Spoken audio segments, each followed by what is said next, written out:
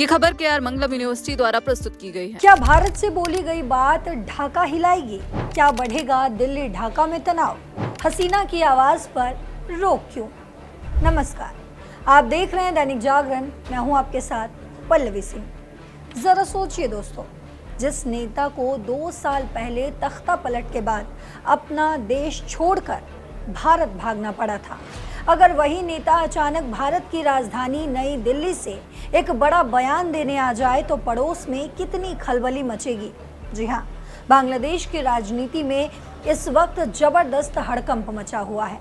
बांग्लादेश की पूर्व प्रधानमंत्री शेख हसीना, जो अगस्त 2024 में सत्ता से बेदखल होने के बाद से ही भारत में रह रही हैं, वो आज एक बड़े वैश्विक मंच पर अपना पहला बड़ा भाषण देने जा रही हैं।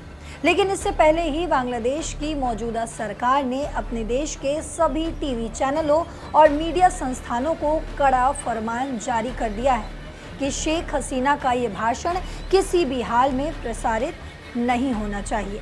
तो समझते हैं कि आखिर पूरा मामला क्या है।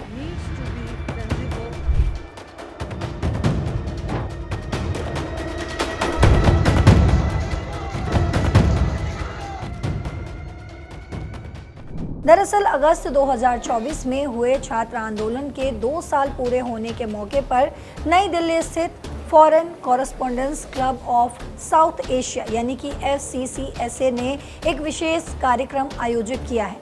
इसी कार्यक्रम में शेख हसीना और उनके बेटे Sajid Wazed Joy video conferencing के जरिए मुख्य वक्ता के रूप में शामिल होने जा रहे हैं।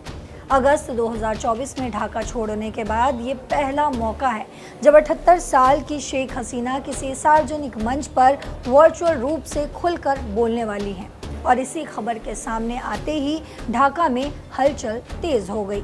बांग्लादेश के सूचना सलाहकार जाहिद उर रहमान ने चेतावनी जारी करते हुए बांग्लादेशी मीडिया को याद दिलाया है कि देश के अंतर्राष्ट्रीय अपराध न्यायाधिकरण यानी कि ICT ने दिसंबर 2024 में ही शेख हसीना के किसी भी भाषण, इंटरव्यू या बयान के प्रसारण पर पूरी तरह बैन लगा रखा है।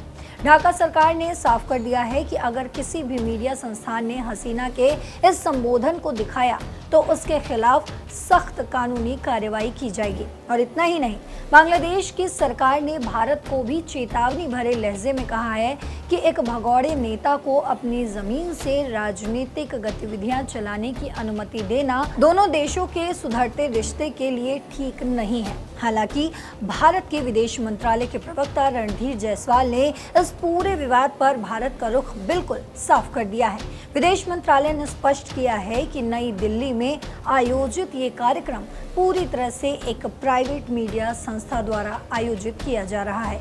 इसमें भारत सरकार की कोई भूमिका नहीं है और न ही भारत सरकार इस मंच पर व्यक्त किए जाने वाले विचारों का समर्थन करती है।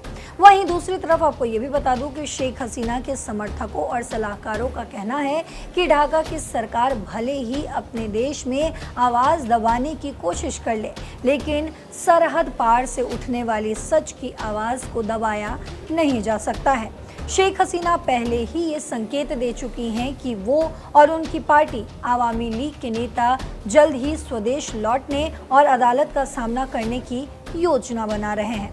अब समझते हैं कि आखिर ये मुद्दा इतना संवेदनशील क्यों बन गया है।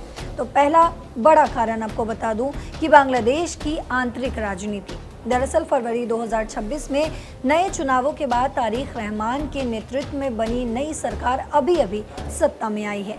सरकार को डर है कि शेख हसीना का एक भी संबोधन समर्थकों को सड़कों पर ला सकता है और देश में राजनीतिक अस्थिरता पैदा कर सकता है। वहीं दूसरा बड़ा पहलू है भारत और बांग्लादेश के कूटनीतिक संबंध। बांग्लादेश लगातार भारत से शेख हसीना के प्रत्यर्पण की मांग कर रहा है।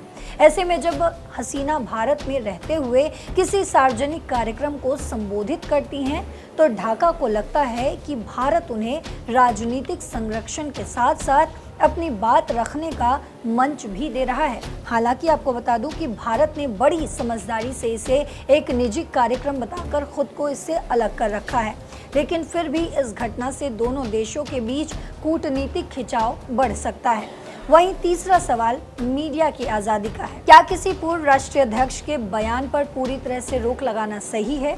बांग्लादेशी मीडिया पर यह दबाव साफ दिखता है कि वहां की नई सरकार अभी भी हसीना के प्रभाव से कितनी सहमी हुई है। तो दोस्तों, आपको क्या लगता है? क्या भारत में रहकर शेख हसीना का इस तरह से बयान देना दोनों देशों के रिश्तों को प्रभावित करेगा, या फिर हर नेता को अपनी बात रखने का हक होना चाहिए? आप अपनी राय कमेंट बॉक्स में ज़रूर लिखते जाइएगा। साथ ही तमाम अपडेट्स के लिए, देश और दुनिया की तमाम खबरों के लिए देखते रहिए दैनिक जागरण। नमस्कार।